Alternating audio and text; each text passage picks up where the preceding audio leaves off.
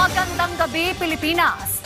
Bayan, mas bibilis na ang biyahe mula Parañaque patungong Taguig sa pagbubukas ng Segment 3B ng Manila to Cavite Toll Expressway o Cavitex. Ang dating 1 oras at kalahating biyahe magiging 15 minuto na lamang. Pinasinayaan yan mismo ni Pangulong Ferdinand R. Marcos Jr. ngayong araw at inanunsyo rin ng Pangulong toll-free na sa buong buwan ng Abril ang naturang segment. Yan ang ulat ni Sheila Natividad.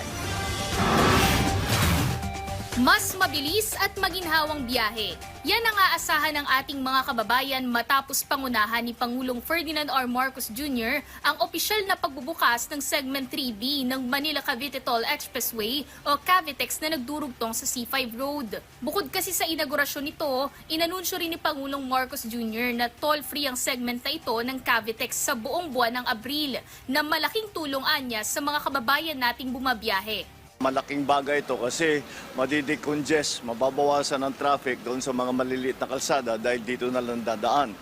At yung biyahe na dati ay 1 oras kalahati, magiging 15 minutes na lang.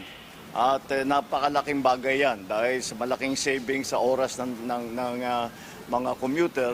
Katuwang ng Pangulo sa pagbubukas ng nasabing segment ang mga kinatawan ng Public Estates Authority Toll Corporation, maging sina DPWH Secretary Vince Dizon at Acting DOTR Secretary Giovanni Lopez.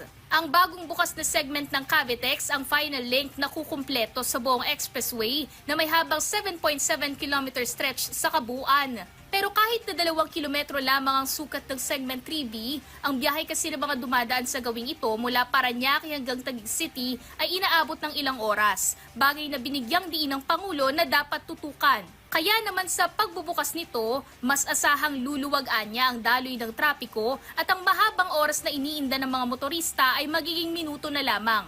Makatitipid sa gasolina ang nasa sektor ng transportasyon sa gitna ng nagpapatuloy na sigalot sa gitnang silangan. Ito ay suporta, bilang suporta doon sa ating ginagawa ng mga programa na lumalabas doon sa aming diskusyon sa uplift para matulungan nga ang transport. Ito specifically sa transport ang pinag-uusapan. So patuloy natin gagawin ito and dahil nais natin talagang maging mas mabilis, mas maginhawa at mas ligtas ang pagbiyahe ng ating mga kababayan.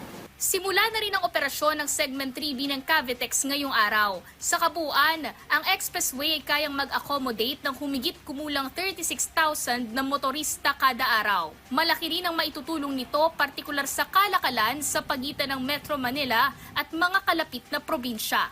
Gayunpaman, prioridad ng pamahalaan ang ligtas na biyahe ng ating mga kababayan, lalo na ngayong panahon ng Semana Santa. Inaasahan naman ang susunod na pagbubukas ng Central Luzon Link Expressway na nagdurugtong ng Tarlac City sa Cabanatuan City para sa maginhawang biyahe.